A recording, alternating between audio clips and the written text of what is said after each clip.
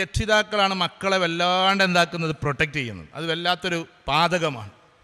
പ്രണയത്തിലൊക്കെ കൊടുക്കുന്ന കുട്ടികളോട് ചോദിച്ചാൽ അറിയാം, അവരുമ്മാനെ പോയിട്ട് ഇങ്ങനെ ചാരാൻ തുടങ്ങും.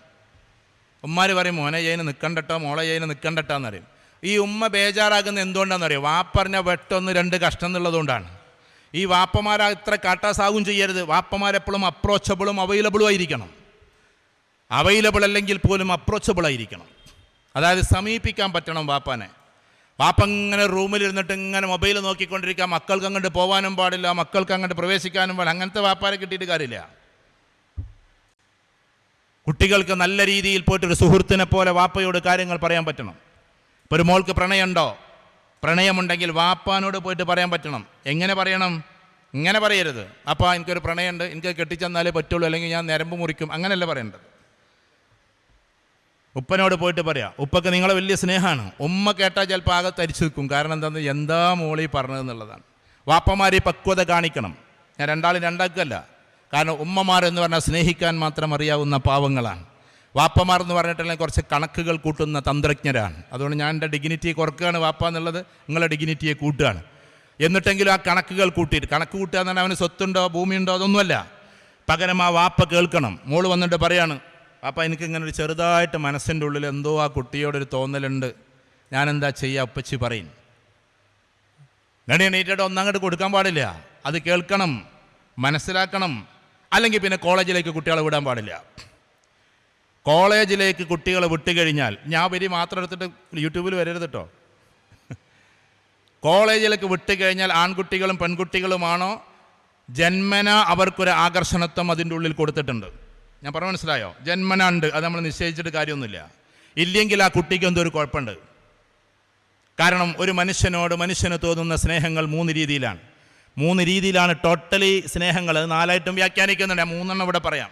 ഒന്ന് എഗൈപ്പ് എന്നതാണ്. എഗൈപ്പ് എന്ന് പറഞ്ഞിട്ടുണ്ടെങ്കിൽ ദൈവത്തോട് നമുക്ക് തോന്നുന്ന സ്നേഹം അൺകണ്ടീഷണലാണ്, അൺകണ്ടീഷണൽ ലവ്. മാതാപിതാക്കളോട് നമുക്ക് തോന്നുന്ന സ്നേഹം അൺകണ്ടീഷണലാണ്. അത് മാതാവ് സൗന്ദര്യം ഉണ്ടായാലും ഉണ്ടായില്ലെങ്കിലും നമ്മൾ സ്നേഹിക്കും. മാതാവിന് പിന്നെ എന്താ പറയുക, വിദ്യാഭ്യാസം ഉണ്ടായാലും ഉണ്ടായില്ലെങ്കിലും നമ്മൾ സ്നേഹിക്കും. ചിലപ്പം വിദ്യാഭ്യാസമുള്ള മാതാക്കളേക്കാൾ കൂടുതൽ മക്കളെ സ്നേഹിക്കുക ഒരു വിവരമില്ലാത്ത മാതാക്കളെ ആയിരിക്കും. അൺകണ്ടീഷണലാണ്, കണ്ടീഷൻ വെക്കില്ല അവിടെ. അതിനാണ് എഗൈപ്പ് എന്ന് പറയുക. എന്നാൽ ഫിലോസ് എന്ന് പറയുന്ന ഒന്നുണ്ട്, ഫീലിയ എന്നതിന് പറയും. ഫിലോസ് എന്ന് പറഞ്ഞാൽ സ്റ്റുഡൻസിന് അത് കൂട്ടുകാർക്ക് പരസ്പരം തോന്നുന്ന ഒരു സ്നേഹമാണ്. അത് മോശമായ സ്നേഹമൊന്നുമല്ല. അങ്ങനെ നമുക്ക് ഒരുപാട് ഫ്രണ്ട്സ് വേണം, ഒരുപാട് ഫ്രണ്ട്സ്. ഇപ്പം ഞാൻ എൻ്റെ മക്കളോട്, ഇവിടെ ഇരിക്കുന്ന വിദ്യാർത്ഥികളോട് പറയാം, നിങ്ങളുടെ ഫ്രണ്ട്സിൻ്റെ എണ്ണം നിങ്ങൾ കൂട്ടണം. അത് വെറും ഒരു 4 ആളിൽ മാത്രം ഒതുക്കാനുള്ളതല്ല.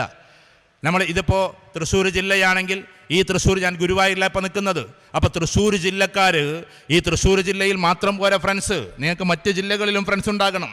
അത് സോഷ്യൽ മീഡിയയിലൂടെ അനാവശ്യമായ ബന്ധങ്ങളല്ല ഞാൻ പറയുന്നത്.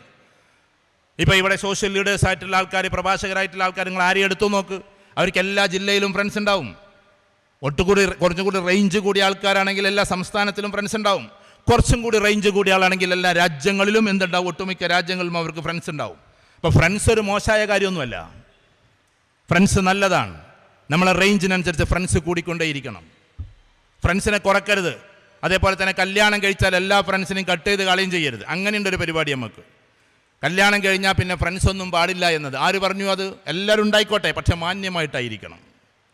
കല്യാണം കഴിച്ചിട്ട് എല്ലാ ഫ്രണ്ട്സിനെയും വെട്ടിക്കളയുന്നു എന്ന് പറഞ്ഞാൽ നമുക്ക് എന്തോ ഒരു കുഴപ്പമുണ്ടെന്ന് അതിൻ്റെ അർത്ഥം. കാരണം അവരോട് പിന്നെ എന്തെങ്കിലും ബന്ധം ഉണ്ടായിക്കഴിഞ്ഞാൽ നമ്മൾ വഷളാവുന്നതിൻ്റെ അർത്ഥം. അതൊരു ശരിയല്ലല്ലോ. എല്ലാവരോടുള്ള ബന്ധം വേണം. കല്യാണം കഴിഞ്ഞാലും നമ്മുടെ ബന്ധങ്ങളൊക്കെ പോകണം. ഏത് ബന്ധം? സ്നേഹതുല്യമായ ബന്ധം. പക്ഷെ അത് ഫിലോസായിരിക്കണം. അഥവാ നമ്മുടെ സഹപാഠികളോട് നമുക്ക് തോന്നുന്ന സ്നേഹം. അതിലൊരിക്കലും എന്തില്ല, അതിലൊരിക്കലും മോശമായ നോട്ടങ്ങളില്ല, മോശമായ പ്രകടനങ്ങളില്ല, മോശമായ ഡയലോഗ്സ് ഇല്ല. അങ്ങനെയുള്ളൊരു ബന്ധം, അതിന് ഫിലോസ് എന്നാണ് സൈക്കോളജിയിൽ പറയാം, ഫീലിയ. പക്ഷേ ഇറോസ് എന്ന് പറയുന്ന വേറൊന്നുണ്ട്. ഇറോസ് എന്ന് പറഞ്ഞാൽ റൊമാൻറ്റിക് ആണ്. അതിൽ സെക്സ് കടന്നു വരുന്നു. ഇറോസ് കടന്നു വന്നിട്ടുണ്ടെങ്കിൽ അതൊരു അപകടകരമായ അവസ്ഥയാണ്. അത് നമുക്ക് ഭാര്യയോട് മാത്രം തോന്നേണ്ടതാണ് ഇറോസ്. അത് മറ്റാരോടെങ്കിലും തോന്നിയാൽ നമ്മുടെ ജീവിതം അപതാളത്തിലായി മാറും. ഇറോസ് എന്ന് പറഞ്ഞാൽ റൊമാൻസാണ്. റൊമാൻസിൻ്റെ അപ്പുറത്തേക്ക് പിന്നെ സെമി സെക്സ് ആണ്, അതിൻ്റെ അപ്പുറത്തേക്ക് സെക്സ് ആണ്. അപ്പം ഇത് നമ്മളിൽ വരിക എന്ന് പറഞ്ഞാൽ നമുക്കെന്തോ ഒരു കുഴപ്പമുണ്ടെന്നർത്ഥം. അത് ഭാര്യയോട് തോന്നേണ്ടതാണ്, അത് ഭർത്താവിനോട് മാത്രം തോന്നേണ്ടതാണ്. അപ്പോൾ നമുക്ക് ഫീലിയ ആകാം. ഫീലിയ എന്ന് പറഞ്ഞാൽ എല്ലാവരോടും നല്ലൊരു സ്നേഹബന്ധമാണ്. പഠിക്കുന്ന കാലത്ത് നമ്മളൊക്കെ കോളേജിൽ പഠിച്ചതല്ലേ, ഡിഗ്രിയും PG ഒക്കെ നമ്മൾ കോളേജിൽ പഠിച്ചതാണ്. പിന്നെ റിസർച്ചിന് പോകുമ്പോൾ ക്യാമ്പസ് എന്ന് പറഞ്ഞ സാധനം ഉണ്ടാവില്ല, നമ്മളിങ്ങനെ പുസ്തകപ്പുഴയായിട്ട് ഇരിക്കലാണ്. ക്യാമ്പസ് ലൈഫ് എന്ന് പറഞ്ഞൊരു സാധനം റിസർച്ചിൽ വല്ലാണ്ട് ഉണ്ടാവില്ല. കാരണം കുറച്ച് സമയം ക്ലാസ് ഉണ്ടാവുള്ളൂ, ബാക്കിയൊക്കെ നമ്മൾ തന്നെ സ്വന്തം ഇരുന്നിട്ട് റിസർച്ച് ചെയ്യേണ്ടതാണ്. അപ്പോൾ ക്യാമ്പസിൽ പഠിച്ചു എന്നതുകൊണ്ട് നമ്മളാകെ വഷളാവൊന്നുമില്ല, അതൊക്കെ തെറ്റായ ധാരണയാണ്. എല്ലാവരും ക്യാമ്പസിൽ പഠിച്ചിട്ട് തന്നെ വരുന്നത്. പക്ഷേ അത് ഫീലിയായിട്ട് മാറണം.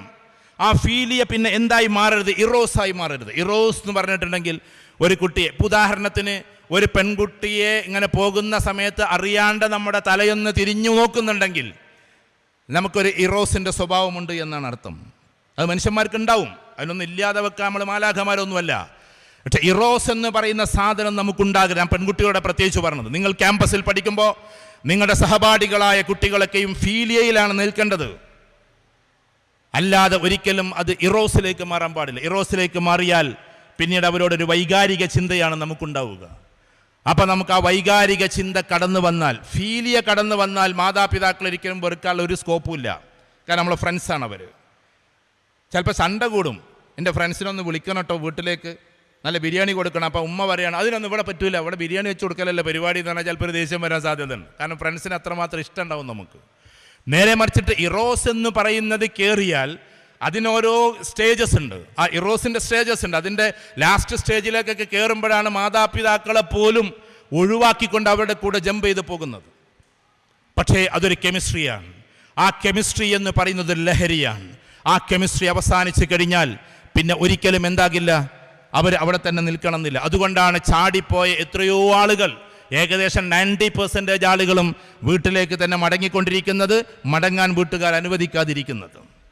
കാരണം ആ ചാടിപ്പോക്കിൻ്റെ ഊക്കുണ്ടാവില്ല. അങ്ങോട്ട് കിണറ്റിലേക്ക് ഒരു ഊക്ക് കൊണ്ട് ചാടാം, 2 ഊക്ക് കൊണ്ട് തിരിച്ചു കയറാൻ പറ്റൂല എന്നാണ്. എൻ്റെ ഒരു പ്രിയങ്കരനായ സുഹൃത്തുണ്ട്, അദ്ദേഹം കോഴിക്കോട് ബേസ് ചെയ്തിട്ടൊരു സ്ഥാപനം ഉണ്ടാക്കുന്നുണ്ട്. അതിൻ്റെ പരിപാടിക്ക് വേണ്ടി എന്നെ ഖത്തറിലേക്ക് കൊണ്ടുപോയി. ഞാൻ പറഞ്ഞു പിരിക്കാനാണെങ്കിൽ ഞാൻ വരില്ല, ഞാൻ പിരിവിൻ്റെ പരിപാടിക്ക് വരാറില്ല, ഞാൻ എൻ്റെ പ്രസംഗത്തിൽ പിരിവ് ഇന്നേ വരെ നടത്തിയിട്ടേ ഇല്ല. ഞാൻ അദ്ദേഹത്തോട് പറഞ്ഞു, അദ്ദേഹം പ്രശസ്തനായ ഒരാളാണ്, കേരളത്തിൽ അറിയപ്പെടുന്നൊരു പ്രഭാഷകനൊക്കെയാണ്. അപ്പം എന്നോട് പറഞ്ഞു, സാർ ഞങ്ങൾ ഈ നടപ്പിലാക്കാൻ പോകുന്നത് എന്തെങ്കിലും സ്കൂളോ ഇൻ്റർനാഷണൽ സ്കൂളോ ഒന്നുമല്ല, ചാടിപ്പോയ കുട്ടികളൊക്കെ തിരിച്ചു വന്നുകൊണ്ടിരിക്കുകയാണ്. അതുകൊണ്ട് ആ വന്നുകൊണ്ടിരിക്കുന്ന കുട്ടികളെ വീട്ടിലേക്ക് കയറ്റുന്നില്ല. ഉപ്പ പറയാണ് എനിക്ക് അങ്ങനെ ഒരു മോളില്ല, ഉമ്മ പറയാണ് എനിക്ക് അങ്ങനെ ഒരു മോളില്ല.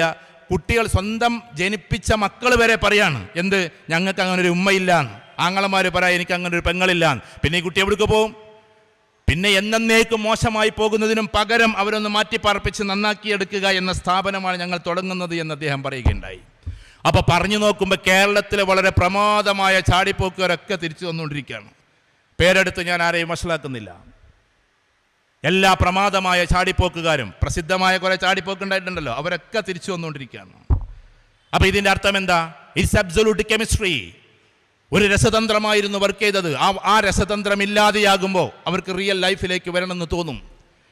ആ ലഹരി നമ്മൾ അവസാനിപ്പിച്ചേ പറ്റൂ. എന്നാൽ അബ്സൊല്യൂട്ട് ലഹരി, ഇത് വളരെ ശ്രദ്ധിക്കണം. ഇനി നിങ്ങൾ ഈ ഉമ്മ ഇരുന്നുകൊണ്ട് പറയാണ്, ഏതുമ്മ നിങ്ങൾക്ക് മനസ്സിലായല്ലോ, കണക്ഷൻ വിടരുത് കേട്ടോ. സംസാരിക്കുന്ന ഞാൻ കണക്ഷൻ വിടാൻ പാടില്ല, കേൾക്കുന്ന നിങ്ങളും കേൾവിയുടെ കണക്ഷൻ വിടാൻ പാടില്ല. ഞാൻ പറഞ്ഞ ഉമ്മ എന്ന് പറഞ്ഞാൽ ഒരു മകനെ കൗൺസിലിങ്ങിന് കൊണ്ടുവരുന്നു, ആ കുട്ടി മയക്കുമരുന്ന് ഉപയോഗിക്കുന്ന കുട്ടിയാണെന്ന് ആളുകൾ പറയുന്നു. പക്ഷേ എൻ്റെ കുട്ടി ഇത് ഉപയോഗിക്കില്ല എന്ന് ഉമ്മ കട്ടായമായിട്ട് പറയുന്നു. ഉമ്മ പറയുന്നു, സാറേ എൻ്റെ മോന് വീട്ടിൽ നിന്ന് പുറത്തിറങ്ങലില്ല, എൻ്റെ അയൽവാസിക്കാരും കുടുംബക്കാരും വെറുതെ പറഞ്ഞുണ്ടാക്കുന്നതാണ് സാർ എന്നാണ് ഈ ഉമ്മ പറഞ്ഞുകൊണ്ടിരിക്കുന്നത്. ഞാൻ തൽക്കാലം പറഞ്ഞു, ഉമ്മ നിങ്ങളൊന്ന് പുറത്തിരിക്കും, ഞാൻ ഇവനോടൊന്ന് ചോദിക്കട്ടെ. അങ്ങനെ തന്നെയാണ് എൻ്റെയും വിശ്വാസം. ഇവനെ കണ്ടിട്ട് അങ്ങനെ ഉപയോഗിക്കുന്ന ആളൊന്നുമല്ല എന്ന് ആ ഉമ്മയെ ഞാൻ പറഞ്ഞ് സമാധാനിപ്പിച്ചു. ഉമ്മ പുറത്തേക്ക് ഇറങ്ങിയപ്പോൾ ഞാൻ മോനോട് ചോദിച്ചു, മോനെ നിൻ്റെ ഭാവങ്ങളും നിൻ്റെ രീതികളും നിൻ്റെ നോട്ടവും കണ്ടിട്ടൊരു സൈക്കോളജിസ്റ്റ് എന്ന നിലയ്ക്ക് എനിക്ക് തോന്നുന്നു നീ ഇത് ഉപയോഗിക്കുന്ന ആളാണ്. നീ അങ്ങേയറ്റം എന്നും അതിന് അഡിക്റ്റായി എന്നൊന്നും ഞാൻ പറയുന്നില്ല, പക്ഷേ നീ ഉപയോഗിച്ചിട്ടുണ്ട് എന്നെനിക്ക് തോന്നുന്നു, സത്യമല്ലേ എന്ന് ചോദിച്ചു. അപ്പോൾ ആ കുട്ടി ആ നന്നെ തലയാട്ടി. അതുകൊണ്ട് ദയവ് ചെയ്തിട്ട് നിങ്ങൾ കുട്ടികളെ കുറിച്ചിട്ട് ഇപ്പോൾ സാറന്മാർ എന്തെങ്കിലും പറയുമ്പോഴേക്ക് ചാടിക്കളിക്കാൻ നിൽക്കല്ലേ. ഉണ്ടോ ഇല്ലയോ എന്ന് നമ്മൾ പഠിക്കണം, നമ്മൾ മനസ്സിലാക്കണം. അതിൻ്റെ അടയാളങ്ങൾ എന്തൊക്കെയാണ്? കുറേ അടയാളങ്ങളുണ്ട്. ഒരു കുട്ടി മയക്കുമരുന്ന് ഉപയോഗിക്കുന്നുണ്ടോ ഇല്ലയോ? അടയാളങ്ങൾ, പ്രധാനപ്പെട്ട അടയാളങ്ങൾ എന്താ? നന്നായിട്ട് സംസാരിച്ചുകൊണ്ടിരിക്കുന്ന കുട്ടി പെട്ടെന്ന് സൈലൻ്റ് ആവും. നന്നായിട്ട് സൈലൻ്റായി നടക്കുന്ന കുട്ടികൾ പെട്ടെന്ന് എന്താവും? ഭയങ്കര സംസാരക്കാരും വയലൻ്റാവും. ഇതതിൻ്റെ പ്രധാനപ്പെട്ട ഒരു ലക്ഷണമാണ്. പിന്നെ കുട്ടികളുടെ മുഖഭാവങ്ങൾ മാറും, കുട്ടികളുടെ സംസാരത്തിൻ്റെ ടോണ് മാറും, കുട്ടികൾ പെട്ടെന്ന് ചൂടാകുന്നവരാകും, പെട്ടെന്ന് അറിയാതെ പൊട്ടിച്ചിരിക്കുന്നവരാകും, ചിലപ്പോൾ ഒറ്റയ്ക്കിരുന്ന് വർത്തമാനം പറയുന്നവരാകും. ഇതൊക്കെ അതിൻ്റെ ചെറു ഭാഗങ്ങൾപ്പെട്ടതാണ്. നമുക്കത് അറിയാൻ പറ്റില്ല. നമ്മൾ വിചാരിക്കും കുട്ടീൻ്റെ സാധാരണയായിട്ടുള്ള കാര്യങ്ങളായിരിക്കും ഇതെന്നാണ്. ഇങ്ങനെ പോയി നിങ്ങളറിയോ, ഗെയിം പോലും ഒരു ലഹരിയാണെന്ന്. ലഹരി പിടിപ്പിക്കുന്ന ഗെയിമുണ്ട്, ലഹരി പിടിപ്പിക്കുന്ന മ്യൂസിക് ഉണ്ട്. മ്യൂസിക് നമ്മളീ കുട്ടികളെ ഈ മറ്റേ കോളേജിലൊക്കെ ഉണ്ടല്ലോ DJ ഇട്ടിട്ട് എന്ന് പറഞ്ഞിട്ട്, DJ ക്ലബ്ബുകളുണ്ട് യൂറോപ്പിൽ. ഇപ്പോൾ DJ ക്ലബ്ബ് ആടി ആടി ആടി ആണും പെണ്ണും കൂടി നൃത്തം ആടിക്കൊണ്ട് വേറെ ലോകത്തേക്ക് എത്തുന്ന DJ. ആ DJ സാധനം തന്നെയാണ് ഇത്. പാവം കുട്ടിയൊക്കെ അറിയില്ല. നമ്മളെ നാട്ടിൽ ആടുന്നവരൊന്നും ഇങ്ങനൊന്നുമല്ല ആടണം കേട്ടോ, അവരറിയാത്തതുകൊണ്ട് ആടുകയാണ്. പക്ഷേ മ്യൂസിക് ഇട്ടിട്ട് ആ മ്യൂസിക്കിലൂടെ ലഹരിയിലേക്ക് പോകുന്നവരുണ്ട്. വെർലിൻ ഡെർവിഷസിൻ്റെ ലോകമുണ്ട്. ആടുന്ന സൂഫികൾ എന്ന പോലെ ആടുന്ന മയക്കുമരുന്നുകാരുണ്ട്. ഇതൊക്കെ ഈ ലോകത്തിലുള്ളതാണ്. നിങ്ങളറിയോ, യൂറോപ്പിലൊക്കെ പോയി, ഞാൻ അവിടുത്തെ ഇവിടെ പറയല്ല, അതൊക്കെ ഭാവിയിൽ ഇവിടെ വരും, അപ്പോൾ നിങ്ങൾക്ക് മനസ്സിലാവും. അന്ന് നിങ്ങളിങ്ങനെ ആലോചിച്ചാൽ മതി, ഇയാളാ ജുബ്യം കൊണ്ട് വന്നുകാണ്ട് ഇതൊക്കെ പറഞ്ഞിരുന്നു ഇവിടെ എന്നുള്ളത്. ഡെവിൾസിനെ ആരാധിക്കുന്ന ആളുകളുണ്ട്. ഇസ്രായേലിൻ്റെ ഒരു ഭാഗത്ത് പോയപ്പോൾ, ഇപ്പോൾ ഇസ്രായേലിലൊക്കെ യുദ്ധം നടക്കുകയാണല്ലോ. നിങ്ങൾ വിചാരിച്ചതല്ല ഇസ്രായേലിൽ എല്ലാവരും ഇങ്ങനെ ഭയങ്കരമായിട്ട് പിന്നെ മോശസിനെ ആരാധിച്ചിട്ടും ദൈവത്തിനെ ആരാധിച്ചിട്ടും ഇരിക്കുകയാണെന്നാണോ? അല്ല. US-ൻ്റെ പല ഭാഗത്ത് പോയാൽ, ഇവിടെയൊക്കെ പോയാൽ ഡെവിൾസിനെ ആരാധിക്കുന്ന ആളുകളുണ്ട്. സാത്താനിക് വേഴ്സസിനെ ആരാധിക്കുന്ന ആളുകൾ, ഡെവിൾസ് വർഷിപ്പേഴ്സ് എന്നാണ് അവർ പറയുക. നിങ്ങൾക്ക് ആ ലോകം അറിയാത്തത് കൊണ്ടാണ്. നമ്മളിതിനെപ്പറ്റി പഠിച്ചിട്ടുണ്ട്. ഡെവിൾസ് വർഷിപ്പേഴ്സ്, ശരിക്കും ചെകുത്താനെ ആരാധിക്കുന്ന, അവിടെ പ്രയോഗം പോലും എപ്പോഴും ഡബിൾ എന്നതായിരിക്കും. അങ്ങനെ പൈശാചികമായി എങ്കതൊക്കെ വൈകല്യങ്ങൾ ചെയ്തിട്ട് ആനന്ദം കണ്ടെത്താൻ പറ്റുമോ, അങ്ങനത്തെ ആളുകൾ ഈ ലോകത്തിലുണ്ട്. ഇവരുടെയൊക്കെ ഭാഗത്തുനിന്ന് പൊട്ടിപ്പുറപ്പെടുന്ന സാധനം കൂടിയാണ് അമിതമായ ഡ്രഗ്സ് എന്ന് പറഞ്ഞ സാധനം. കാരണം ഇവർക്ക് എന്ന് പറഞ്ഞാൽ ലക്ഷക്കണക്കിന് കോടികളുടെ വ്യാപാരമാണ്. നിങ്ങൾ കേട്ടിട്ടില്ലേ, ഇന്ന തുറമുഖത്ത് അല്ലെങ്കിൽ ഇന്ന കടലിൽ വെച്ചിട്ട് 10,000 കോടിയുടെ ഹീറോയിൻ പിടിച്ചു എന്ന്? ഇതാര് പറഞ്ഞയച്ചു? സാധാരണക്കാർക്ക് ഇത് കൊടുക്കാൻ പറ്റുമോ? ഏതോ വലിയ കോർപ്പറേറ്റ് ഭീമന്മാർ ഇത് രാജ്യത്തിനെ തകർക്കാൻ വേണ്ടി വിട്ടുകൊണ്ടിരിക്കുകയാണ്. ഇന്ത്യ 1-ാം നമ്പർ മാർക്കറ്റാണ്. എന്താ കാര്യം? ഇന്ത്യ ഇത്ര വലിയ കൺസ്യൂമർ മാർക്കറ്റ് എന്ന് പറഞ്ഞാൽ ഇന്ത്യ 2-ാം സ്ഥാനത്ത് നിൽക്കുന്നു. ചൈനയിലാണ് ഏറ്റവും കൂടുതൽ ജനത. ടോട്ടൽ ലോകത്തുള്ളത് 700 കോടി. നിങ്ങൾ മനസ്സിലൊന്ന് കണക്ക് കൂട്ടി, 700 കോടി. എന്നാൽ ഈ ഇന്ത്യയിലുള്ളത് 132 കോടി എന്ന് പറഞ്ഞാൽ ലോകത്തിലെ ടോട്ടൽ ജനസംഖ്യയിലെ 1/5 ഇവിടെയാണ്. ഇന്ത്യയിൽ ഒരു ബിസിനസ് തുടങ്ങിയാൽ 35 രാജ്യത്ത് ബിസിനസ് തുടങ്ങിയതുപോലെ എന്നാണ് ബിസിനസ് കോർപ്പറേറ്റ്സ് ഭീമന്മാരുടെ വെപ്പ്. 35 രാജ്യത്ത് ഒന്നിച്ച് ബിസിനസ് തുടങ്ങുന്നതിന് ഈക്വലാണ് ഇന്ത്യയിൽ ബിസിനസ് തുടങ്ങിയാൽ. അത്ര പൊട്ടൻഷ്യലാണ് ഇന്ത്യ. Consumer products. ദുബായ് എന്ന് പറയുന്ന സ്ഥലത്ത് ആകെ 40 ലക്ഷം ആൾക്കാരുള്ളൂ. 40-45 ലക്ഷം ആൾക്കാർ മാക്സിമം പോയാൽ ദുബായിലുള്ളൂ. കേരളത്തിൽ 3.5 കോടി ആൾക്കാരുണ്ട്. ദുബായിയേക്കാൾ 10 ഇരട്ടി ജനങ്ങളുടെ സ്ഥലമാണ് കേരളം. കൺസ്യൂമർ സ്റ്റേറ്റ് ആണ്. അപ്പോൾ ഒരാൾക്ക് ഒന്നാണ്ട് എത്തിക്കണം എന്നുണ്ടെങ്കിൽ, ഞാൻ പറഞ്ഞു മനസ്സിലാവുന്നുണ്ടോ? ബ്രൂണയിലൊന്നും നടക്കാത്തത് എന്തുകൊണ്ടാ? ബ്രൂണയിലൊന്നും നടക്കില്ല. കാരണം അവിടെ ആകെ 4.25 ലക്ഷം ആൾക്കാരുള്ളൂ. അങ്ങോട്ട് കയറ്റിയിട്ട് കാര്യമില്ല. 4.25 ലക്ഷം ആൾക്കാരിലേക്ക് വെറും കപ്പൽ കയറ്റിയിട്ട് കൊണ്ടുപോയിട്ട് എന്ത് കാര്യം? നേരത്തെ ഇന്ത്യയിലേക്ക് ഈ ഷിപ്പ് എത്തിക്കഴിഞ്ഞാൽ 132 കോടി ജനമാണ് അവിടെ ലക്ഷ്യം. ഇന്നവരെ മൊത്തത്തിൽ കിട്ടിയില്ലെങ്കിലും ഭാവിയിൽ കിട്ടുമോ എന്ന ലക്ഷ്യം. അതുകൊണ്ട് ഇന്ത്യയിലേക്ക് ഇതിൻ്റെ ഒഴുക്കുണ്ടാവും. അത് ഭരണാധികാരികൾ തടയുന്നുണ്ട്, മിലിറ്ററി തടയുന്നുണ്ട്, എല്ലാവർക്കും അനുമോദനങ്ങൾ. ഞാൻ പറഞ്ഞു വരുന്നത്, പക്ഷെ തടഞ്ഞു വെക്കാത്തതും ഉണ്ടാകാം. പല ഭാഗത്തിലൂടെയാണ് കടന്നു വരുന്നത്. പല ഭാഗത്തിലൂടെയും പോലീസുകാർ ഇഷ്ടം പോലെ ക്ലാസ് എടുക്കാറുണ്ടല്ലോ. ഞാൻ പോകുന്ന ക്ലാസ്സുകളിലൊക്കെ മിക്കവാറും CI മറ്റുള്ളവരൊക്കെ ക്ലാസ് എടുക്കാറുണ്ട്. DYSP ഉണ്ടാവാറുണ്ട്, SP സാർ ഉണ്ടാവാറുണ്ട്. അവർ പറയാറുണ്ട്, എന്തെങ്കിലും ഒരു ഇൻഫർമേഷൻ കിട്ടിയാൽ നിങ്ങളെ അറിയിക്കൂ. അവർ വളരെ വൈകാരികമായിട്ട് പറയാറുണ്ട്. ചില പോലീസുകാരെന്തെങ്കിലുമൊക്കെ മിസ്റ്റേക്ക് എന്ന് വിചാരിച്ച എല്ലാ പോലീസുകാരും പ്രശ്നക്കാരൊന്നുമല്ല. അതുകൊണ്ട് അവർ പറയാറുണ്ട്, ഞങ്ങൾ അങ്ങനെ അറിയിച്ചാൽ അവർ തൂക്കിയെടുത്ത് കൊണ്ടുപോകും. അതിൻ്റെ മേലെ ഇരിക്കുന്ന ആൾക്കാരെ തൂക്കാനൊന്നും ചിലപ്പോൾ അവർക്ക് കഴിഞ്ഞോളുന്നില്ല. പക്ഷേ ഇൻ ബിറ്റ്വീൻ ഇത് ഇങ്ങോട്ട് നിലത്തേക്ക് എത്തണ്ടേ സാധനം. അല്ലാതെ അവിടെ ജർമ്മനിയിൽ ഇരുന്നിട്ട് തീരുമാനിച്ചിട്ട് കാര്യമില്ലല്ലോ. ഇത് പടനിലത്ത് എത്തിക്കുന്നവരെ പിടിക്കാൻ അവർക്ക് പറ്റും. അതുകൊണ്ട് ദയവ് ചെയ്തിട്ട് നിങ്ങൾ എന്ത് വിചാരിക്കരുത്, ഇതൊരു ചെറിയ കാര്യമാണെന്ന് വിചാരിക്കരുത്. ഇനി എന്താ ഇതുണ്ടാവുക? വളരെ ശ്രദ്ധിക്കും, കുറഞ്ഞ സമയമുള്ളൂ. ഒന്നാമത്തെ കാര്യം, ഇത് ഉപയോഗിച്ച് തുടങ്ങുമ്പോൾ അതിന് പറയുന്ന പേര് ടോളറൻസ് എന്നാണ്. എന്താ ടോളറൻസ് എന്ന് പറഞ്ഞാൽ? ഒരു സാധനം ഉപയോഗിച്ച് അതിൻ്റെ മേലേക്ക് ഇങ്ങനെ ഉപയോഗിച്ചിട്ട് അതിനോട് ടോളറേറ്റ് ചെയ്ത് വരുന്നതിൻ്റെ പേരാണ് ടോളറൻസ്. ഫസ്റ്റ് സ്റ്റേജ് അതാണ്. ഒരു തിസീസ് പ്രകാരം എന്ന് വെച്ചപ്പോൾ ഒരാൾ പുകവലിച്ചു. പണ്ട് പുകവലിച്ചിരുന്നവർ ചിലപ്പോൾ ഈ കൂട്ടത്തിലുണ്ടാവും. ആ പുകവലിക്കാർ ആ പുകയിൽ തന്നെ അസ്തമിച്ചിരുന്നു. മരിക്കണവരെ ആ പുകയെ വലിക്കുള്ളൂ, വേറെടുക്കുള്ളൂ പോയിട്ടുണ്ടാവില്ല. എന്നുവെച്ചാൽ ഇന്നങ്ങനെയല്ല, കൺവേർട്ട് ചെയ്തുകൊണ്ടിരിക്കുകയാണ്. ഒന്നിൽ നിന്ന് തുടങ്ങിയാൽ പിന്നെ അടുത്തതിലേക്ക്. നിങ്ങൾ വിചാരിച്ചത് കഞ്ചാവ് എന്ന് പറയുന്ന സാധനം അതൊരു ചെടിയല്ലേ? കുട്ടികൾ പറഞ്ഞതാണ്, എന്നോട് കൗൺസിലിങ്ങിൽ കുട്ടികൾ പറഞ്ഞിട്ടുണ്ട്, സാറേ അതൊരു ചെടിയല്ലേ? അതൊരു ചെടി തന്നെയാണ്. പക്ഷെ അവർ ഭയങ്കരമായിട്ട് ചേഞ്ചസ് വരുത്തിക്കൊണ്ട്, കഞ്ചാവേ ഇറ്റ്സെൽഫ് അതൊരു മോശം, ലോകത്തിലുള്ളതെല്ലാം കൂടി ഉപയോഗിക്കാം. അങ്ങനെയാണെങ്കിൽ നമുക്ക് പാമ്പിനെ തിന്നൂടെ? പാമ്പൊരു ഒരു ജീവിയല്ലേ എന്ന് നമുക്ക് പറഞ്ഞൂടെ? എല്ലാ ചെടികളും ഉപയോഗിക്കാനുള്ളതല്ല. പക്ഷേ ഈ ചെടി ഇപ്പം നിങ്ങൾക്ക് യൂട്യൂബ് തുറന്നാൽ ഒരു പയ്യനെ കിട്ടും, ഞാൻ ഇടയ്ക്ക് പറയാറുണ്ട്, അവൻ പട്ടാമ്പി ആ ഭാഗത്തുള്ളതാണ്. ആ കുട്ടി പറയുന്നുണ്ട്, ഞങ്ങൾക്ക് ഈ കഞ്ചാവ് എത്തിയിരുന്നത് എലിവിഷം പുരട്ടിയിട്ടാണ്. യൂട്യൂബിൽ അവൈലബിൾ ആണ് അവൻ്റെ സ്പീച്ച്.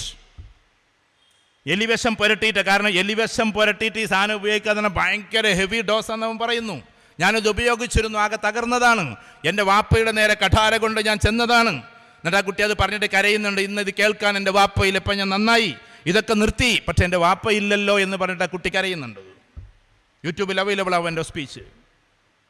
മാധ്യമമാണ് അവനെ പിന്നെ ഇത് ചെയ്യുന്നത്, മീൻസ് മീഡിയ വണ്ണാണ് അവനെ ഇൻ്റർവ്യൂ ചെയ്യുന്നത്. അപ്പോൾ ഞാൻ പറഞ്ഞു വരുന്നത് എന്തെന്ന് ചോദിച്ചിട്ടുണ്ടെങ്കിൽ, ഈ പയ്യന്മാർ ഇത് ഉപയോഗിച്ച് ഇങ്ങനെ കയറി പോവാൻ ഞങ്ങളെ പേടിപ്പിക്കാൻ വേണ്ടിയിട്ട് പറയല്ല. ആദ്യം അവർ ചിലപ്പോൾ ഒന്ന് ഉപയോഗിക്കും. ഉദാഹരണത്തിന് കഞ്ചാവ്, അതിന് മരിജുവാന എന്നാ പറയാ. അത് ഉപയോഗിച്ചത് അതിൻ്റെ മേലെ LSDയിലേക്ക് കയറും, പിന്നെ MDMAയിലേക്ക് കയറും. അവിടെ നിന്നും നിൽക്കൂലത്, അതിൻ്റെ അപ്പുറത്തേക്ക് പിന്നെയുണ്ട് കൊക്കൈനും ഹശീഷും, അതേപോലെ തന്നെ അതിൻ്റെ അപ്പുറത്തേക്ക് പെത്തഡിനൊക്കെ ഉണ്ട്. അപ്പം ഇത് ഉപയോഗിക്കാൻ വേണ്ടിയിട്ട് ഇവർ ശ്രമിക്കും. അങ്ങനെ ശ്രമിച്ചു കഴിഞ്ഞാൽ, ഇപ്പോൾ പാമ്പിനെ വെച്ചിട്ട് കൊത്തിക്കലുണ്ട്, നിങ്ങൾക്ക് പറഞ്ഞാൽ പേടിയാവും. മനസ്സിലായോ? ഒരു സർപ്പത്തെ കൊണ്ടടക്കും. നമ്മളവിടെ എത്തിയിട്ടില്ല, ഭാവിയിൽ എത്തുമായിരിക്കും. ഇങ്ങനെ പോയാൽ അതിനെങ്ങനെ നെക്കിക്കഴിഞ്ഞാൽ പാമ്പനെ കൊത്തും. ലോകത്തിലെ ഏറ്റവും വലിയ ഡ്രഗ്സിൻ്റെ ഒരു രീതിയാണത്. കാരണം ഇത് ഡോസ് കൂടി പോയാലേ പറ്റൂ, അല്ലെങ്കിൽ അയാൾക്ക് നിൽക്കാൻ കഴിയില്ല. ഞാൻ പറഞ്ഞു മനസ്സിലാവുണ്ടോ നിങ്ങൾക്ക്? എന്നും ഒന്നല്ല ഉപയോഗിക്കുക, അതിങ്ങനെ കൂടി വരും. ടോളറൻസ് കഴിഞ്ഞാൽ പിന്നെ സാലിയൻസിലേക്ക് കയറും. എന്താ സാലിയൻസ്? സാലിയൻ്റ് എന്ന് പറഞ്ഞിട്ടുണ്ടെങ്കിൽ ഇത് ഉപയോഗിക്കാതെ ഇനി എനിക്ക് ജീവിതമില്ല എന്ന അവസ്ഥ വരലാണ് സാലിയൻസ്. വിറയൽ വന്ന്, ആകെ പ്രശ്നം വന്ന്, ആളുകളോട് ദേഷ്യം വന്ന്. ഇവിടെ ഡോപ്പമിനെ കുറിച്ചിട്ട് ഡോക്ടർ പറഞ്ഞിട്ടുണ്ടാവും. ഡോപ്പമിൻ നമുക്ക് ബ്രെയിനിലേക്ക് കിട്ടേണ്ട സന്തോഷത്തിൻ്റെ മിശ്രിതങ്ങളാണ്. പക്ഷെ ആ സാധനം കൂടുതൽ കിട്ടിയാൽ എന്തായിരിക്കും അവസ്ഥ? അതിനെക്കുറിച്ച് പറഞ്ഞോന്ന് എനിക്ക് അറിഞ്ഞുകൂടാ. ഉദാഹരണത്തിന്, നമുക്ക് നമ്മുടെ മാതാവിനെ സ്നേഹത്തോടു കൂടി നോക്കുമ്പോൾ കിട്ടുന്ന ഡോപ്പമിൻ്റെ അളവ് 1000 ആയിരിക്കും, 1000 ഡോസായിരിക്കും. നമ്മൾ ഉമ്മയെ ഒരു ഹജ്ജിന് പോകുമ്പോഴോ അല്ലെങ്കിൽ മുത്തം പോകും, അല്ലെങ്കിൽ മറ്റുള്ള മതസ്ഥർ അവരുടേതായ എന്തെങ്കിലും പ്രാർത്ഥനക്കൊക്കെ പോകുമ്പോൾ, ശബരിമലയ്ക്ക് പോകുമ്പോഴൊക്കെ അമ്മയെ മുത്തം വെക്കുമ്പോൾ കിട്ടുന്നത് 1500 ആയിരിക്കും. ഗൾഫിൽ നിന്ന് വരുന്ന വാപ്പയെ നോക്കി നിന്നിട്ട്, അങ്ങനെ ഉണ്ടല്ലോ, ഗൾഫിൽ നിന്ന് വാപ്പ വരുന്നുണ്ട് എന്ന് പറഞ്ഞിട്ട് നോക്കി നിന്നിട്ട് വാപ്പയുടെ ഇന്നോവ കാറിൻ്റെ, കൊണ്ടുപോയ ആളുടെ ഇന്നോവ കാറിൻ്റെ ആ തലപ്പും കണ്ട് കാണുമ്പോഴേക്ക് വരുന്നൊരു സന്തോഷമുണ്ട്. അതൊരു പക്ഷേ 2000 വരെ ആകാം, 2000 ഡോസിലാകാം. പക്ഷേ MDMA അടിക്കുന്നവന് ഒറ്റ പ്രാവശ്യം തന്നെ കിട്ടുന്നത് 1,80,000 ഒക്കെയാണ്. അത് 1.5 ലക്ഷം വീതം അടിക്കുന്നവരുണ്ട്. അപ്പം എന്താ സംഭവിക്കുക? അമിതമായിട്ട് ഈ സാധനം, അതിന് സിന്തറ്റിക് എന്നാ പറയാ, അമിതമായിട്ട് അങ്ങോട്ട് കയറിയിട്ട് സിന്തറ്റിക് ഡ്രഗായിട്ട് ചെല്ലുകയാണ്. നോർമലി നമ്മുടെ ഉള്ളിൽ എന്തുണ്ട്? ഡോപ്പമിൻ ഉണ്ട്, നോർമലി ഉണ്ട്. പക്ഷേ ആ നോർമലിൽ നിന്ന് മാറി നമ്മൾ സിന്തറ്റിക്കിലേക്ക് അഥവാ അടിച്ച് കയറ്റി കഴിഞ്ഞാൽ പിന്നെ ആളുകളോടുള്ള സ്നേഹം പോവും. ലേശതാക്കും, എൻ്റെ തൊണ്ട പോകുന്നുണ്ട്. ഓക്കെ, അപ്പോൾ പറഞ്ഞു വരുന്നത്, നമ്മുടെ ഇത് പോവും. എന്തു പോവും? ഞാൻ എന്താ പറഞ്ഞേ? ഡോപ്പമിൻ. ആ ഡോപ്പമിനുള്ള സന്തോഷം പോവും. ഉദാഹരണത്തിന്, ഇപ്പം നമ്മുടെ മുഖ്യമന്ത്രിയാണ്, ഞാനിവിടെ പറയുന്നൊരു ഉദാഹരണമാണ്, അല്ല മുഖ്യമന്ത്രിനെ കേൾത്താനല്ല കേട്ടോ. നമ്മുടെ മുഖ്യമന്ത്രിയാണ് നമ്മുടെ പിണറായി വിജയൻ സാറ്. ചിലർക്ക് എതിർപ്പുണ്ടാവാം, ചിലർക്ക് എന്തായാലും നമ്മുടെ മുഖ്യമന്ത്രിയാണല്ലോ. രാഷ്ട്രീയപരമായി പലർക്കും എതിർപ്പുണ്ടാവും, അതൊന്നും ഇപ്പം ഞാനിവിടെ പ്രകടിപ്പിക്കുന്നില്ല. ആ മുഖ്യമന്ത്രിയായി ഇങ്ങനെ മുമ്പിലും കാറ് പിന്നിലും കാറ്, ഒരുപാട് സന്നാഹങ്ങൾ, പോകുമ്പോഴേക്ക് അവിടെ സിവിൽ സർവീസുകാരുടെ കാത്തിരിപ്പ്, അദ്ദേഹത്തിൻ്റെ റൂം, ഞാൻ മുഖ്യമന്ത്രിയുടെ റൂമിൽ കയറിയിട്ടുണ്ട്. ഈ മുഖ്യമന്ത്രിയുടെ എല്ലാം പിന്നെ നമ്മുടെ പ്രിയങ്കരനായ കുഞ്ഞുഞ്ഞു സാറ് ഉണ്ടായിരുന്ന സമയത്ത് അദ്ദേഹത്തിൻ്റെ ചെയറിൽ നിന്നിട്ട് ഫോട്ടോ ഒക്കെ എടുത്തിട്ടുണ്ട്. അപ്പോൾ അത് സെപ്പറേറ്റ് റൂം, ആൾക്കാർക്ക് ഇരിക്കാനുള്ളത്, അപ്പുറത്ത് മറ്റേ മന്ത്രി, ഇപ്പുറത്ത് ഈ മന്ത്രി, ഇങ്ങനെയൊക്കെ ഉണ്ടാവും. സെറ്റപ്പായിരിക്കും അവർ. അതിൽ നിന്ന് അതങ്ങോട്ട് കുറച്ചിട്ട് പിണറായി വിജയൻ സാറെ പിടിച്ചിട്ട് ഗുരുവായൂർ മണ്ഡലത്തിലെ ഏതോ ഒരു പഞ്ചായത്തിലെ 14ാം വാർഡിലെ മെമ്പറാക്കിയാൽ എങ്ങനെ ഉണ്ടാവും? നിങ്ങളൊന്ന് പറയും. അദ്ദേഹത്തിന് കൊടുക്കാവുന്ന ഏറ്റവും വലിയ ശിക്ഷ അതായിരിക്കും. നിങ്ങൾ മുഖ്യമന്ത്രി സ്ഥാനത്ത് നിന്ന് ഒഴിവാക്കിയാലൊന്നും സങ്കടമൊന്നും ഉണ്ടാവില്ല, പക്ഷെ ആളെ ഡീഗ്രേഡ് ചെയ്താലുള്ള ഒരു പ്രശ്നമാണ്. ഈ പുറത്തൊക്കെ ദുബായ് ഷെയ്ഖുമാരൊക്കെ ചെയ്യുന്നൊരു പരിപാടി അതാണ്. അവരെ കൂടെ നടന്നിട്ട് വിശ്വസിച്ച് നടന്ന ആൾക്കാർ എന്തെങ്കിലും ഒരു ചതി വരുത്തിയെന്ന് കണ്ട് അവർ നേരെ ചീഫ് സെക്രട്ടറിനെ പിടിച്ചിട്ട് വെറും പിയൂണാക്കിയാണ് മാറ്റും. അത് മനുഷ്യൻ്റെ മാനസ പീഡയാണ്. ഉദാഹരണത്തിന്, പഞ്ചായത്തിൻ്റെ പ്രസിഡൻ്റായി നടന്ന ഒരു മനുഷ്യനെ പിറ്റത്തെ തെരഞ്ഞെടുപ്പ് വരുമ്പോൾ പരിഗണിക്കണ പോലും ഇല്ലെങ്കിൽ അറിയാം അവരുടെ ഒരു വിഷമങ്ങൾ. മഹലിൻ്റെ പ്രസിഡൻ്റായി നടന്ന ഒരാളെ പിന്നെ എന്താ പറയുക ജനറൽ ബോഡി യോഗത്തിന് പോലും വിളിക്കണില്ലെങ്കിൽ അറിയാം അതിൻ്റെ വിഷമം. അത് മനുഷ്യൻ്റെ ഒരു വിഷമമാണ്. ഇത് ഞാൻ ഇവിടെ പറയാൻ കാരണം, നമ്മളിത് അമിതമായിട്ട് കുട്ടികളിലേക്ക് ചെന്നാൽ പിന്നെ ഉമ്മയെ നോക്കിയാൽ സന്തോഷം വരില്ല. കാരണം അത് 1000 ഡോസിലേ നമുക്ക് കിട്ടുന്നുള്ളൂ. ഇവിടെ കിട്ടിയത് 1 ലക്ഷമാണ്. പിന്നെ ഉമ്മയോട് ദേഷ്യം തോന്നാൻ തുടങ്ങും. സന്തോഷം വരുന്നില്ല പിന്നെ ദേഷ്യം പ്രകടിപ്പിക്കും. അങ്ങനെ സ്വന്തം വേണ്ടപ്പെട്ട ആളുകളെ കൊല്ലാൻ വേണ്ടിയിട്ട് തീരുമാനിക്കും. അത് തീരുമാനിച്ചുകൊണ്ട് നടക്കുന്നൊന്നുമല്ല. അങ്ങനത്തെ ഒരു ഇൻസിഡൻറ്റ് വരുമ്പോൾ അവരത് ചെയ്യും. കാരണം ഉമ്മയാണ് എന്ന ബോധം ഉണ്ടാവില്ല. ഒരു സ്ത്രീ എന്നെ വിളിച്ചത് എനിക്ക് എന്നും ഓർമ്മയുണ്ട്. വല്ലാത്ത സങ്കടകരമായ വിളിയാണ്. ഞാൻ പറഞ്ഞു, ഞാനിപ്പോൾ ഇത് ചെയ്യുന്നില്ല, എനിക്ക് കൗൺസിലിംഗ് ഇല്ല, ദയവേത് നിങ്ങൾ ഇവരെ വിളിച്ചോളൂ. അല്ല സാർ, എനിക്ക് നിങ്ങളെ തന്നെ കിട്ടണം.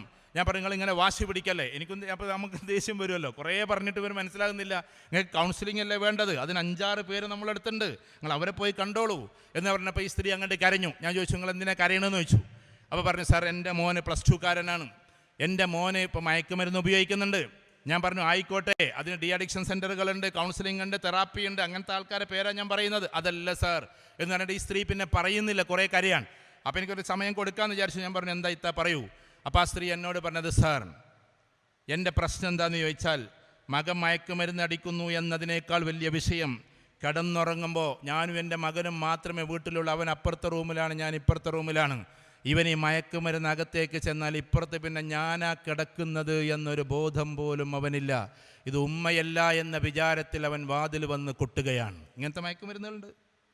ഒരു ഉമ്മ അത്രമാത്രം പറയണമെങ്കിലുള്ള ഒരു വല്ലാത്ത ആത്മപീഠം എന്ന് ആലോചിച്ച് നോക്കിയാട്ടെ നിങ്ങൾ. ഇത്ര ദുർഗതിയിലേക്ക് ഈ കാര്യങ്ങൾ പോവാണ്. എല്ലാവരും ഉപയോഗിക്കുന്ന ഇതാണെന്നല്ല ഞാൻ പറയുന്നത്.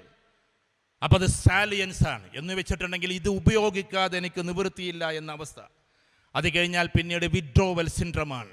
വിഡ്രോവൽ സിൻഡ്രം എന്നതിലേക്ക് കയറുമ്പോൾ ഇത് അഥവാ കുറച്ച് നേരങ്ങാനും നിർത്തിയിട്ടുണ്ടെങ്കിൽ പിന്നെ അവർ ഷിവർ ചെയ്യാൻ തുടങ്ങും, തലയിട്ടടിക്കാൻ തുടങ്ങും, പിന്നെ ആളുകളെ ആക്രമിക്കാൻ തുടങ്ങും, പരാക്രമികളാകും. നിങ്ങൾ യൂട്യൂബ് എടുത്ത് നോക്കിക്കുക, കുറേ കുട്ടികളുടെ വീഡിയോസ് കാണാൻ പറ്റും. തള്ളേതൊക്കെ ചെന്നാണ് ഉമ്മയെ കൊല്ലാൻ പോകുന്ന രംഗങ്ങളൊക്കെ പല സോഷ്യൽ മീഡിയയിൽ ആളുകൾ ഇതാണ് മയക്കുമരുന്നിൻ്റെ അവസ്ഥ എന്നൊക്കെ പറഞ്ഞിട്ട് വീഡിയോസ് ഉണ്ട്. ഇങ്ങനെ കുട്ടികൾ ആളെ കൊല്ലാൻ വേണ്ടി നടക്കുന്നത് പോലെ അവസ്ഥയുണ്ടായി. ഇതിൽ നിയമപാലകർ എന്ത് ചെയ്യും? അവർക്ക് എന്ത് ചെയ്യാൻ പറ്റും? കാരണം എന്താണെന്ന് വെച്ചാൽ ഇത്രയും 3.5 കോടി ആളുകൾ എടുത്ത് ഓടിയെത്താനുള്ള സന്നാഹമുണ്ടോ ഇവിടെ? പാവം പോലീസുകാർ, പാവം മന്ത്രിമാർ, ഞാൻ അവരെ പാവന്നതിൽ വിളിക്കുള്ളൂ. ആരെങ്കിലും എന്തെങ്കിലും പ്രശ്നം നടക്കുമ്പോഴേക്ക് അതിൻ്റെ ആൾക്കാർ ശ്രദ്ധിക്കേണ്ടതല്ല ഇത് എന്നൊന്നും പറഞ്ഞിട്ട് കാര്യമില്ല. ഇത് നമ്മൾ ശ്രദ്ധിക്കേണ്ടതാണ്, ഓരോ മാതാപിതാക്കളും ശ്രദ്ധിക്കേണ്ടതാണ്. ആ കുട്ടി പിന്നീട് വിഡ്രോവൽ സെൻറ്ററിലൂടെ കടന്നു പോയാൽ 4ാമത് ഒന്നേ അവൻ്റെ മുമ്പിലുള്ളൂ.